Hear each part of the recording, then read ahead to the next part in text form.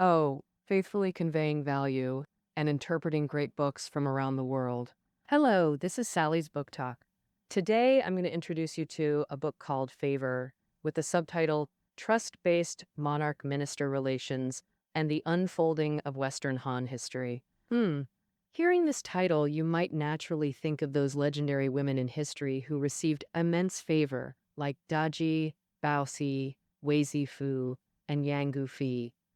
But from the perspective of people back then, favor wasn't limited by gender. Throughout dynasties, there were stunningly beautiful favored consorts, and even more so, powerful favored ministers like the illustrious Wei Qing and Hu Kubing all fall into this category. Of course, whether favored consort or minister, they could wield immense power for a time, even influencing the course of history. Beyond their personal talents, it's mainly because they won the emperor's trust and had a good relationship with him.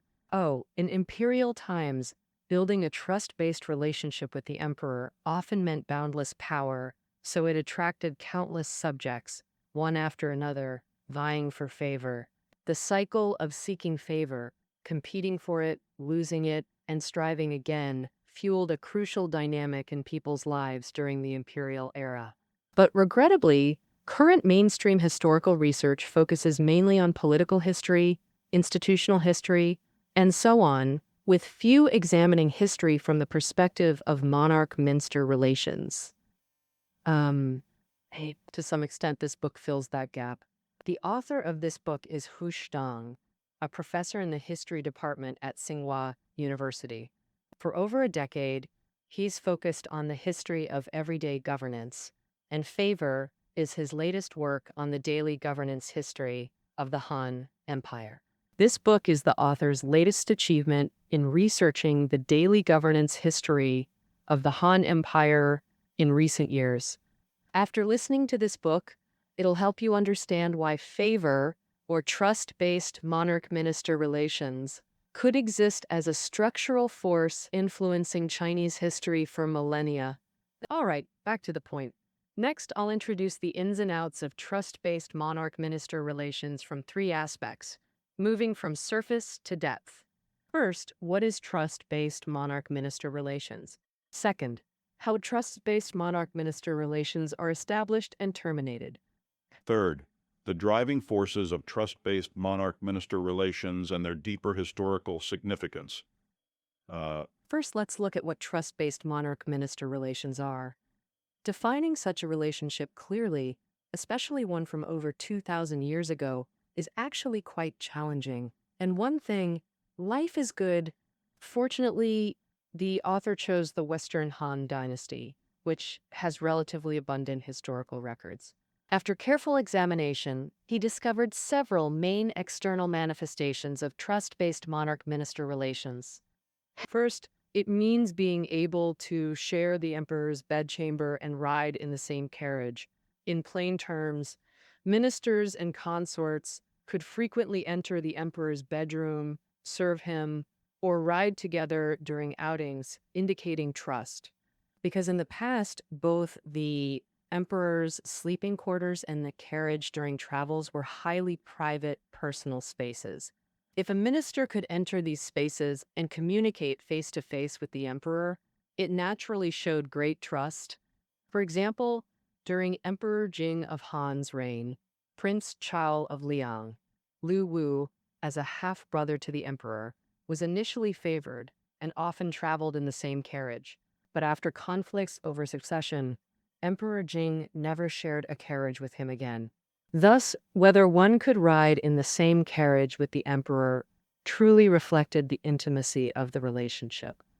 Secondly, trust-based monarch-minister relations involve receiving extra rewards from the emperor and having the emperor visit your residence. Regarding rewards, during the Western Han Dynasty, officials' salaries were generally low, so the emperor provided regular rewards, festival rewards, and merit-based rewards. Of course, trusted officials. Besides these regular rewards, they often received various additional rewards. Among these, the most famous reward in Western Han history is likely the copper mountain that Emperor Wen of Han gave to his favored minister, then Tang. It's said that Emperor Wen greatly favored Deng Tong and once had the famous physiognomist Xu Fu analyze Deng Tong's face. Xu Fu said that Deng Tong would ultimately die poor and starving. But Emperor Wen said, "How could I let Deng Tong be poor?" So he granted Deng Tong all the copper mountains near his hometown, permitting him to mint his own coins. Moreover, Emperor Wen was so fond of Bengkong that he frequently visited his home to drink and play games, demonstrating the depth of favor. Oh. And, all right, by now we've discussed the key typical manifestations of trust-based monarch-minister relations from historical texts. Next, we can summarize the essence of trust-based monarch-minister relations. From the above discussion, you'll see that trust-based monarch-minister relations are an intimate bond, far beyond ordinary ones. Thus, the author categorizes monarch-minister relations into two types. Under the imperial system, most ministers establish monarch-minister relations by entering the bureaucratic apparatus. But you should know that among the myriad imperial officials, few truly enter the emperor's view. Most spend their lives maintaining a connection through document handling. The author calls this common monarch-minister relationship a ritual-based one. But whether it's the emperor wanting to strengthen his rule, or ministers aiming to fulfill ambitions, both have motivation. Beyond the general ritual-based relationship, they pursue a more intimate bond. The author summarizes this intimate relationship between a rare few ministers and the emperor as trust-based monarch-minister relations. Of course, the level of trust ministers receive varies, with the utmost being called favor. That's also the origin of this book's title. About what trust-based monarch-minister relations are. I bet you've got an intuitive grasp by now. So let's dive into what you might find most interesting. How can ministers build a trust-based relationship with the emperor? According to the author's book, there are several main ways. First, having long-term shared life experiences with the emperor. Familiarity breeds affection. Oh, this is something many can relate to. For instance, the folks you trust most are usually friends or family you've lived with. After all, time reveals true hearts. Emperors are human too.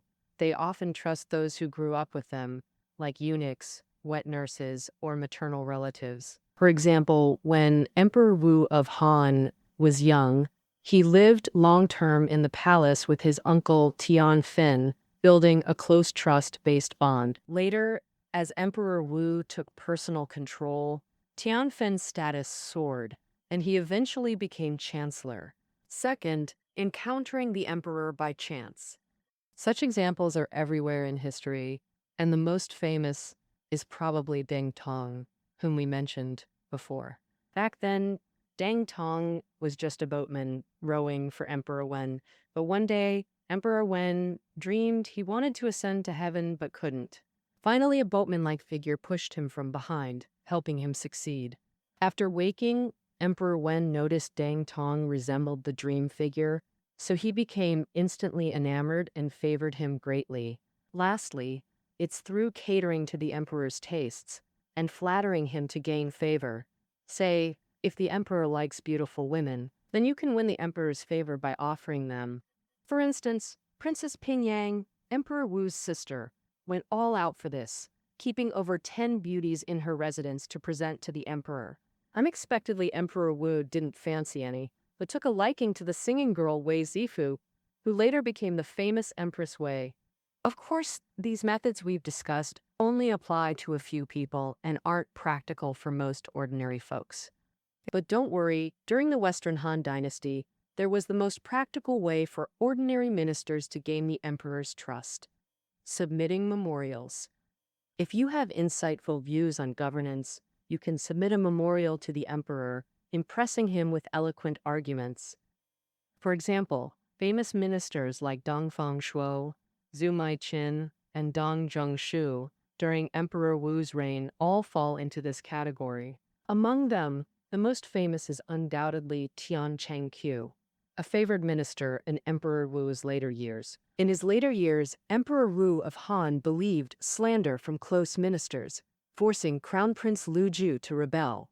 The rebellion was quickly crushed, and Lu Ju committed suicide. Afterward, Emperor Wu was deeply remorseful, but couldn't publicly admit his mistake.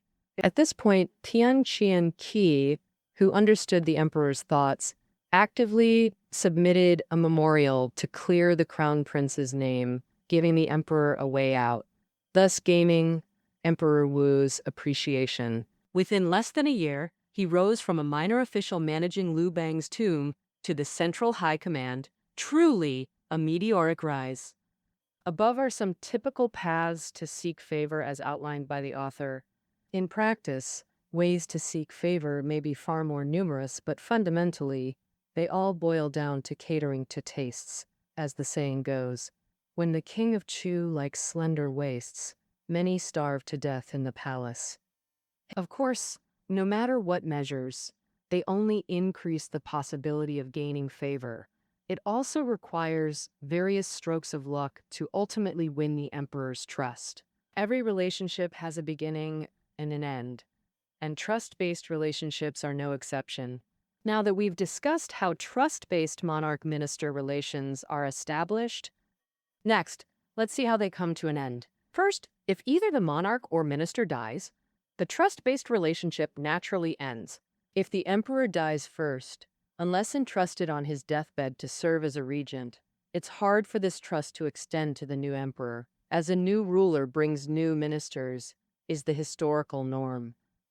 So, as for whether favored ministers can end well, it mainly depends on their relationships with the crown prince and other ministers.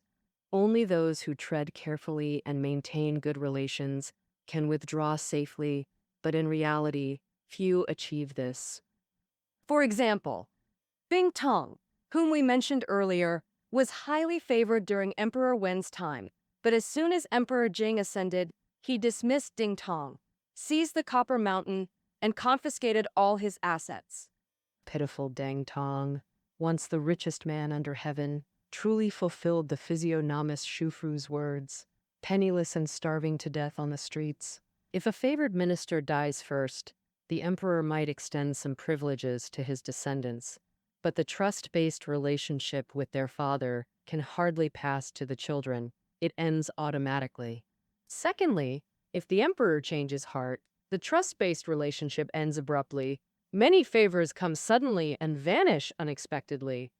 For example, during Emperor Wu's reign, Wei Zifu was deeply favored but ultimately lost affection as her beauty faded. After all, there were always others like Lady Wang, Lady Li, and Lady Guyi waiting in line for favor. It's the same between monarch and minister. Once favored officials can be heartlessly discarded when political winds shift. And, for instance, under Emperor Jing, the most favored minister early on was undoubtedly Cao Kuo, but his policy of reducing feudal lords' power angered the nobility, led by Liu Bi, Prince of Wu, who rebelled under the banner of eliminating Cao Kuo to purify the emperor's circle. To quell the rebellion, Emperor Jing had Cao Kuo executed by waist-cutting to appease the lords, though he'd done nothing wrong. That covers how trust-based monarch-minister relations form and end.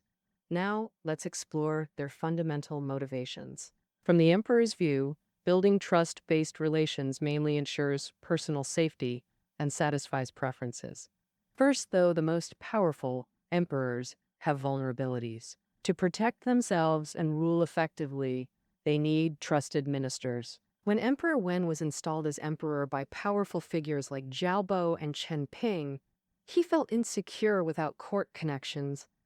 And that very night, he appointed confidant Song Chang as guard general for Chang'an's defenses and Zhang Wu as chief of the palace guard. Secondly, emperors are human. They crave emotional connections and trusted companions, like Emperor Wu relying on his uncle Tian Fen. They trust those they genuinely connect with. Han Yan favored Wei Qing and Huo Kuobing because of his affection for Wei Zifu.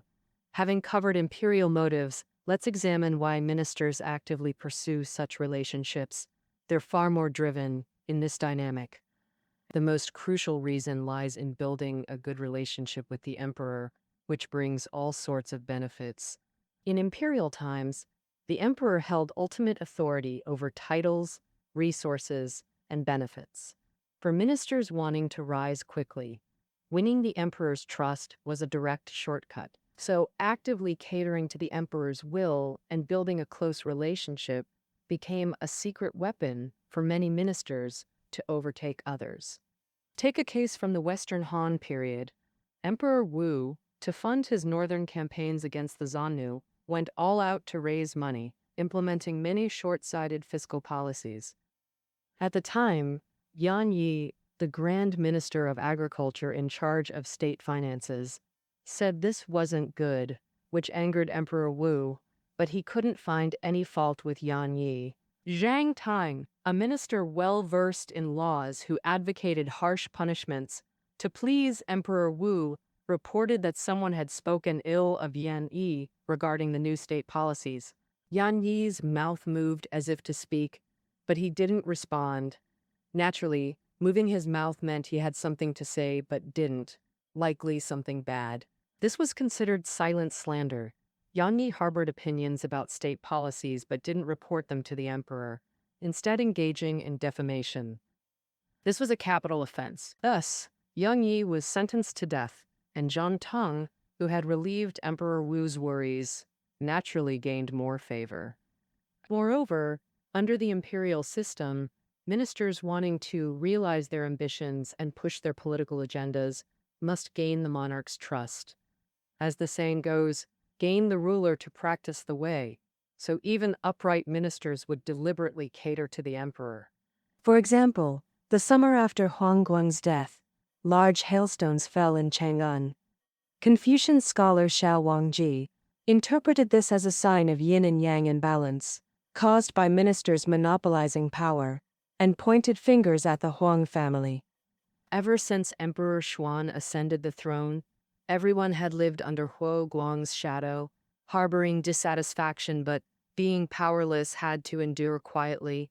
After Huan's death, Emperor Xuan had long wanted to eliminate the Hua clan, but lacked a suitable opportunity. At this point, Xiao Wangji's memorial not only voiced Emperor Xuan's thoughts, but also gave him an excuse to deal with the Huo family, thus quickly winning trust. In summary, in imperial times, under the structure where the emperor reigns supreme, the mutual needs of monarch and minister form the foundation of trust-based relationships, and through this, social fame and wealth are redistributed. Having discussed the motivational sources for both sides in building trust-based relationships, next, let's dive into the historical torrent to see how trust-based monarch-minister relations profoundly influenced history. First, trust-based monarch-minister relations empowered emperors to intervene in governance. Well, hearing this, you might be a bit confused. Doesn't the emperor hold supreme authority? Why would they need others to intervene? Here we need to briefly explain the court structure of the Western Han Dynasty.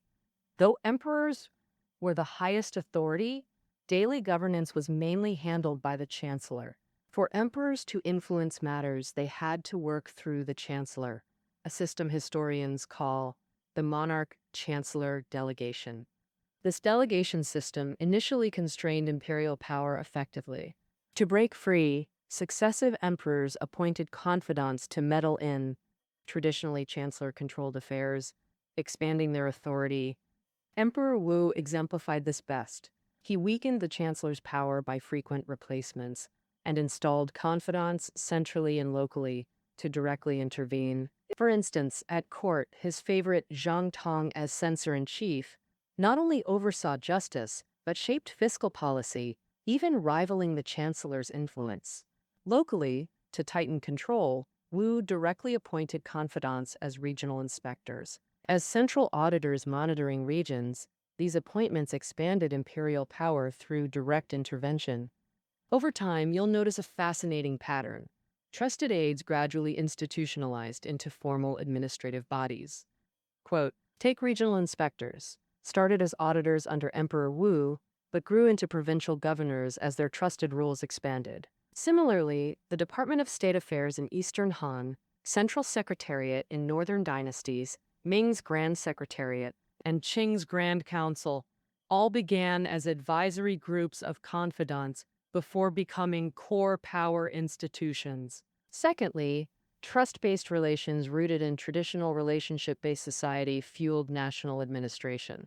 In ancient times, commoners mostly lived rurally, farming and weaving. They only visited towns to pay taxes or shop, rarely traveling far. As for the nobility, their mobility was also severely limited, mainly confined within palace walls where casual outings, leisure, and recreation faced various restrictions. For example, in Emperor Wu's later years, even the empress and crown prince struggled to see him. This immobile society meant people constantly interacted and knew each other intimately. From this perspective, ancient China essentially operated as an acquaintance-based society. Of course, while familiarity bred trust, its depth varied significantly, creating hierarchies of intimacy. After all, your relatives were far more trustworthy than strangers. A childhood neighbor was definitely more reliable than old Wang from the village outskirts. And this hierarchical network based on kinship and geography is what Fei Xiaotong termed the differential mode of association. In such societies, people handled daily affairs by publicly following rules and rituals, but privately prioritized personal connections. Even nobles operated this way. But as history evolved, we gradually established a unified empire. To govern this vast territory and population, rulers developed bureaucracy as their most efficient tool. The empire was simply too enormous for emperors and relatives to manage alone. They needed help, thus bureaucracy emerged. So how did bureaucrats assist emperors in governance? Bureaucrats were mobile outsiders without local networks. With the emperor distant, constant consultation was impractical. To solve this, emperors established laws and systems reflecting their will, then instructed bureaucrats. Handle matters by the rules. Focus on issues, not individuals. Sound familiar? Exactly. This was the emperor's approach. After establishing ritual-based monarch-minister relations, ordinary bureaucrats followed this principle. Processing affairs through documents and systems seems efficient, but from the emperor's perspective, complications arose. The empire was too vast. Most bureaucrats were strangers. Could they rebel? Were they corrupt? Did they enforce laws fairly? The emperor couldn't trust them. What to do? Fix what's lacking. Since you can't trust, strive to cultivate reliable assistance, meaning building trust-based monarch-minister relations with select ministers. Then this pattern gets replicated across all levels of administration. So prefectures and counties have their own chiefs, who in turn have their subordinates. Between superiors and subordinates, there are rule-following general relationships and intimate, trusting, private ones. Thus, as above, so below. The entire country's operation still heavily relies on relationships in an acquaintance-based society. The network isn't some simple, transparent machine operating by rules. Ultimately, trust-based monarch-minister relations are a structural tool for emperors to leverage relationship resources from the acquaintance world, ensuring personal safety and ruling the unfamiliar world. Well, of course it can also incidentally satisfy romantic desires or personal whims. Moreover, ministers favored by emperors often emerge from acquaintances and relatives but aren't limited to them. This semi-open nature draws countless subjects to compete and actively pursue such trust. So ultimately, this relationship replicated nationwide, dominated the Han Dynasty state, and became the basic logic of imperial administration. All right, favor. Trust-based monarch-minister relations and the unfolding of Western Han history. That wraps up our interpretation of this book. Reading notes are below the audio. See you next time.